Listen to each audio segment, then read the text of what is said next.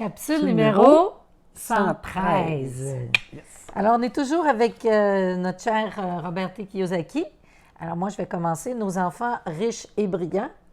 C'est génial aujourd'hui. J'ai adoré ça. Il a fait une expérience avec c'est le père riche, OK? Le père prospère, le père riche, qui est le père de son ami. Oui, à lui. Mike. Lui, il a 14 ans dans cette petite expérience-là qu'il a fait. OK. Le père riche, il les a amenés à une banque. Puis, il leur a demandé d'observer. Puis, il dit, qu'est-ce que vous avez vu aujourd'hui à la banque? C'est quoi qui s'est passé? Bien, il dit, il y en a qui sont venus déposer de l'argent, puis il y en a qui sont venus l'emprunter. OK. Il dit, parfait. Alors, là, il dit, ça serait quoi d'avoir l'état financier, le portrait, si j'étais un banquier? Bien, tu prêtes, dans le fond, c'est que les gens viennent déposer de l'argent, tu leur donnes, comme banquier, 3 de leurs économies. Genre. Puis si tu prends cet argent-là, tu la prêtes à quelqu'un d'autre à 6 Ouais, c'est là que tu fais ton Donc, argent. c'est là qu'il faut son argent. OK. Excellent. Ça, c'est logique. Maintenant, on va regarder dans sa vie, son père pauvre ou son père super instruit, mais qui est dans le système Traditionnel. pour lequel on a été élevé. Lui, il a une hypothèque qui coûte 6 et il a des économies à la banque.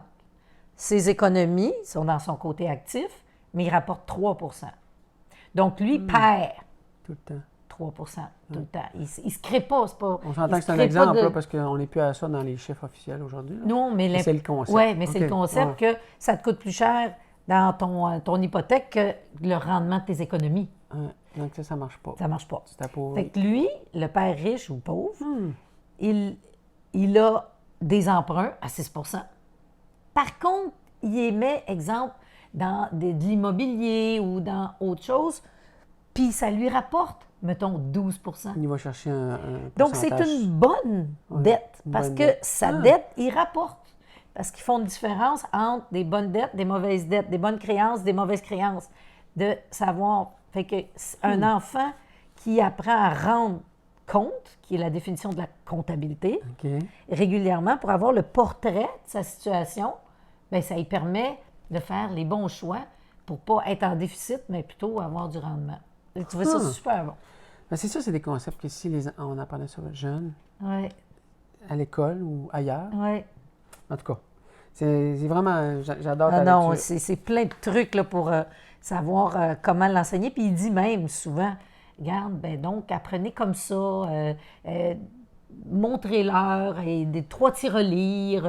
C'est vraiment le fun C'est un pour les formateur. exemples. Ouais. D'ailleurs, moi, je suis avec lui aussi, avec l'entreprise du 21e siècle, de Robert T. Kiyosaki. Donc, il dit, c'est drôle parce que je touche un peu les mêmes sujets. Ce qui compte, ce sont les actifs qui génèrent un revenu. Fait que quand il fait son 12 c'est qu'il place de l'argent, donc il se crée un actif qui génère des revenus. Puis, ça, c'est important. Et pour faire ça, il dit que, parce que ça, évidemment, comme je l'ai dit, c'est sur le marketing relationnel. Lui, sans en faire, en fait la promotion depuis 10 ans parce qu'il y a beaucoup d'atouts qu'il considère. En fait, il considère qu'il y a 8 atouts. Et un de ceux-là... Lui, il en fait la promotion, mais c'est pas comme ça qu'il a fait sa fortune. Non, c'est pas comme ça qu'il l'a fait. Donc, il a un œil extérieur.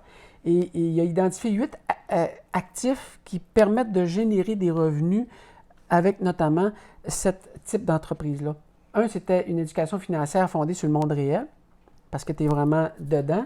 Puis moi, celle que j'ai lue aujourd'hui, c'est la numéro 2, c'est un cheminement fructueux en matière de développement personnel.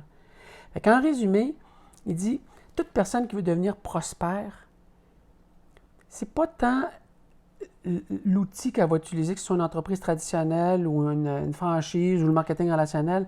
C'est pas ça le plus important. C'est de définir qu'est-ce qu'elle veut atteindre. Et pour ça, il faut qu'elle accepte qu'il faut qu'elle devienne la personne qu'elle doit être pour réaliser ses objectifs. Donc, ça a besoin de compétences en comptabilité, ça a besoin de compétences comme entrepreneur, ça a besoin de compétences au niveau du marketing relationnel, en prospection, en relations interpersonnelles. Il faut qu'elle accepte de faire la formation personnelle pour devenir la personne... Donc, de changer. Il faut qu'elle change en fonction de ses objectifs à elle. La richesse est relative pour chacun. Alors, si tu veux devenir prospère ou au moins autosuffisant financièrement, puis réaliser quelques projets puis en avoir pour tes proches, tes enfants. Qu'est-ce qu'il faut que je devienne pour réussir à générer ces revenus-là? Dans ce cas-là, c'est par le marketing relationnel. Il dit que c'est bon parce que c'est une école de vie au quotidien qui est excellente parce que tu apprends à gérer des échecs, des rejets, tu apprends à gérer ton temps parce qu'il n'y a personne qui te dit quoi faire. Tu n'es plus un employé en marketing relationnel, tu es ton propre patron.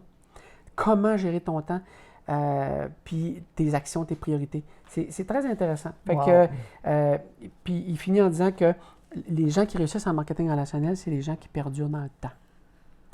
Puis à quelque part, c'est vrai en entreprise, c'est vrai partout. Faut jamais lâcher. Faut jamais lâcher. C'est très intéressant ce matin. Mais c'est vraiment, voilà. C'est toujours le fun. Toujours le fun. Hey, la lecture, là, c'est le secret. Faut l'en faire. Parce que là, on a combien? On a 40 ans d'expérience, fois 2, 80, plus les nôtres. La lecture, c'est rentable. Fait que, à demain!